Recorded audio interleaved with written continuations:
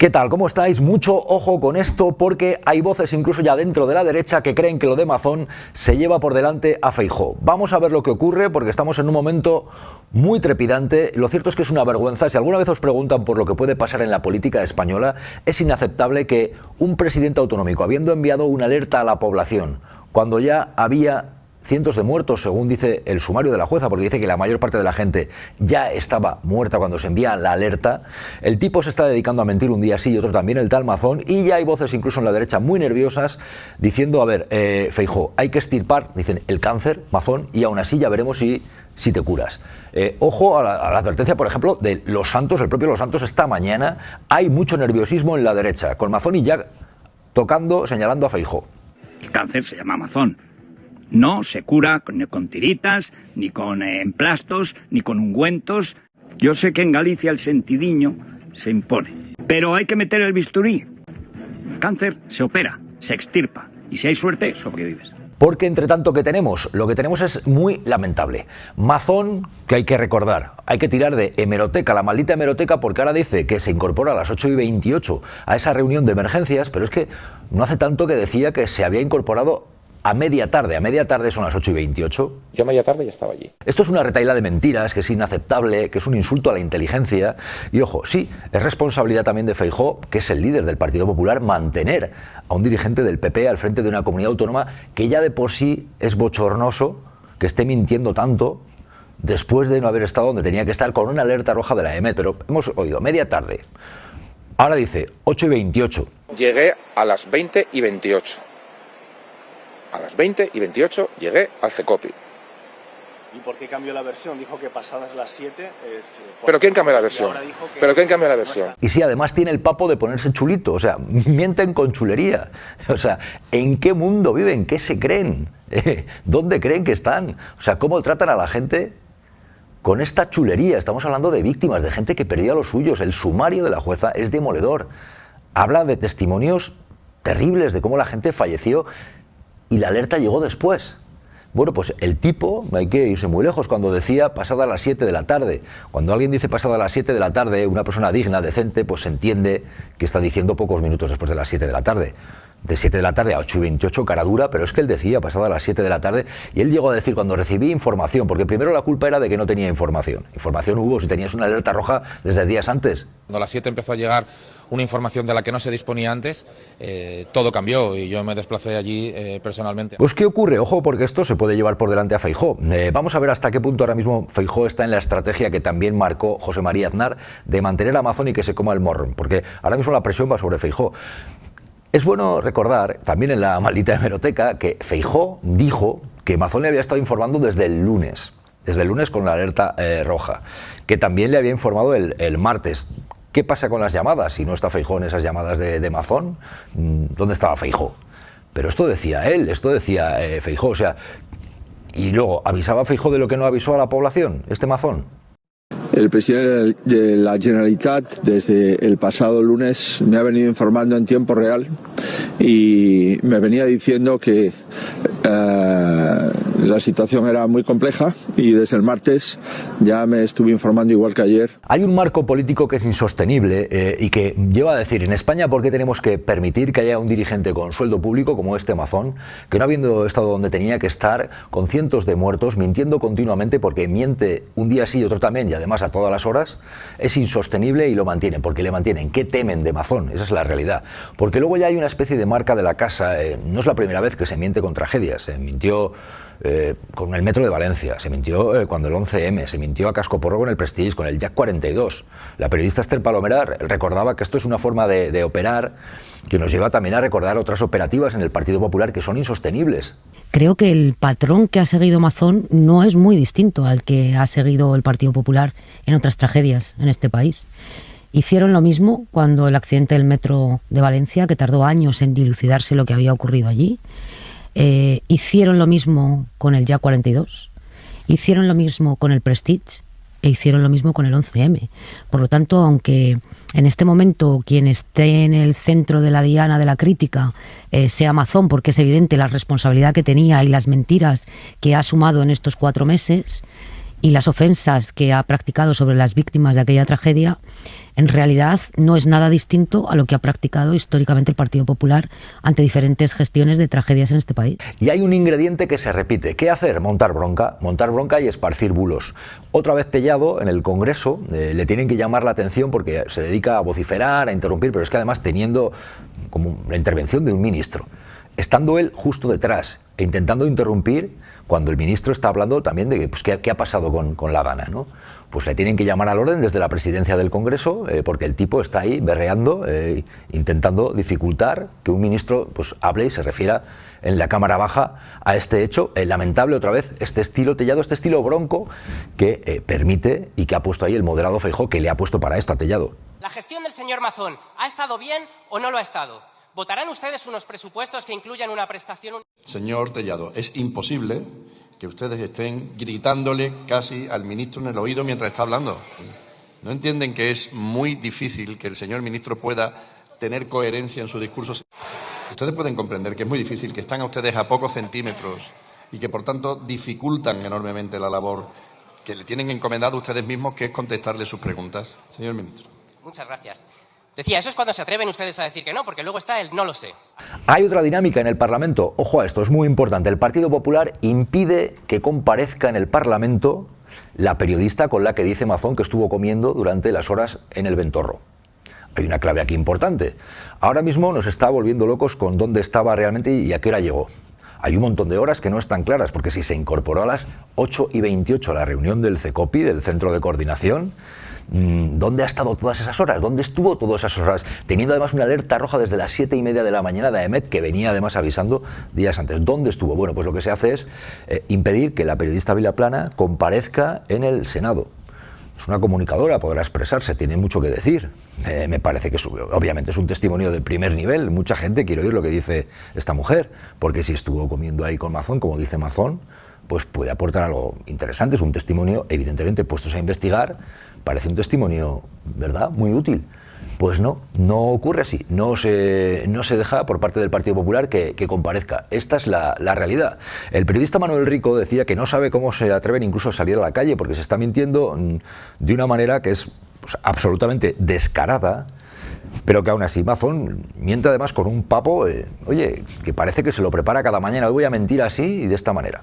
Yo creo, efectivamente, que la estrategia judicial empieza a tener más peso que la política en alguna de las decisiones de Mazón, pero claro, esa estrategia pasa porque la que era consejera Salomé Pradas se coma todo el marrón. Esto es. Y la historia es, ¿Salomé Pradas se va a comer el marrón?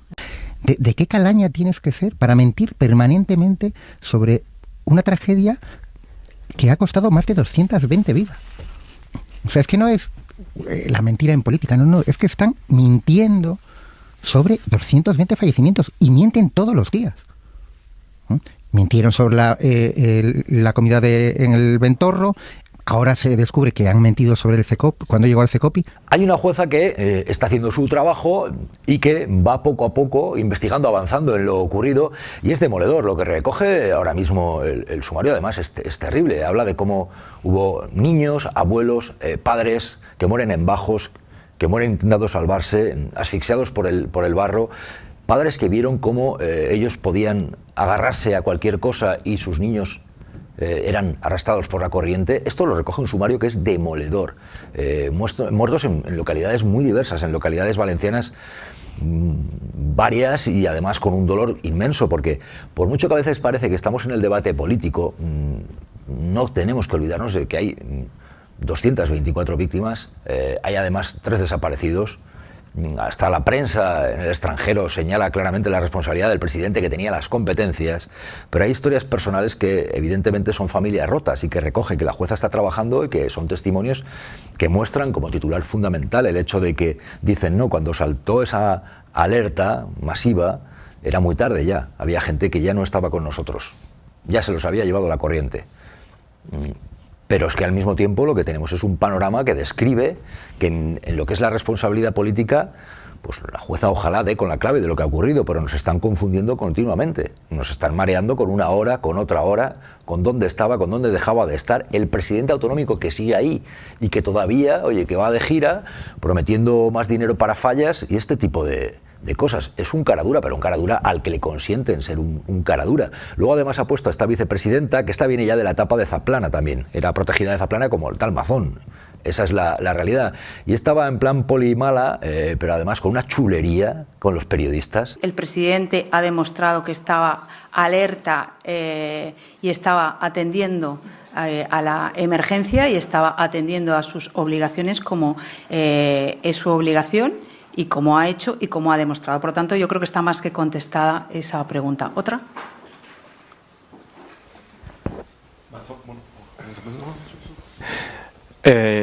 Buenas tardes. No ha contestado a la compañera por incidir. A todos los medios de comunicación que preguntamos, a principios de noviembre, no sé, recuerdo si es el día 7 o el 8, nos dicen que el señor Mazón llega al CECOPI pasadas las 7 de la tarde. Incluso él en su intervención, en la que hacen las cosas el día 15 de noviembre, si no recuerdo mal la fecha, habla de que recibe una llamada a las 7 menos cuarto de la consellera Pradas, en la que le informa de la situación de riesgo de la presa, y que en ese momento es en el que él sale del Palau y acude al CECOPI. ¿Cómo puede ser que tarde más de una hora, prácticamente 1 hora y cuarto, en llegar al CECOPI? Y si no estaba en el CECOPI, ¿dónde estaba? Gracias. Yo creo que hoy lo que queda certificado, acreditado por el técnico que traslada la información a la jueza que está instruyendo el caso, es que las mentiras que se han producido en los últimos días son las mentiras de Pilar Bernabé y de, en este caso, el secretario de Estado, Hugo Morán, que dice que estaban esperando al presidente y que el presidente estaba en el CECOPI cuando se lanza el mensaje. Yo me quedo con esa mentira, que es una mentira más que certificada. Pero no contesta. Estoy contestándole. La mentira que hemos conocido... Bueno, en todo caso yo ya le he contestado y ya les he dicho y le vuelvo a repetir que no voy a hacer un debate con ustedes. Ustedes preguntan y yo contesto. Bueno, yo contesto. Pero prestad atención a esto, porque si realmente hay dos Españas, aquí coinciden. Tenemos desde Los Santos a Rufián coincidiendo. Claro, porque por ejemplo, Rufián ha descrito así a Mazón y la operativa de Mazón y lo que tiene que hacer Mazón. Ha sido muy conciso, muy claro y muy directo.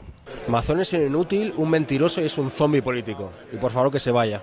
Y el sentir de Gabriel Rufián es el sentir de millones de españoles que consideran insostenible. Pero no hay que olvidarse, si Mazón sigue ahí es porque lo sostienen ahí. Es decir, no hemos visto que abiertamente el líder de su partido, o incluso el que es el padre superior, José María Aznar, hayan dicho que se tiene que ir. No, nos dijeron claramente que tiene que aguantar ahí y comerse el marrón, ¿no? Esto nos lo dijeron.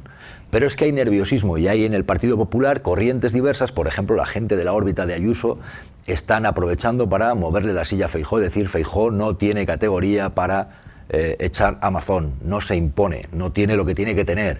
Y ahí habéis visto hoy lo que decía Los Santos, pero es que hay mal, ha llegado a llamar Mazón, que tiene que ir al contenedor, y una serie de barbaridades, porque claramente están señalando ya la puerta de salida, pero al mismo tiempo, ojo, apuntando al que tiene que llevar al contenedor, que es Feijóo.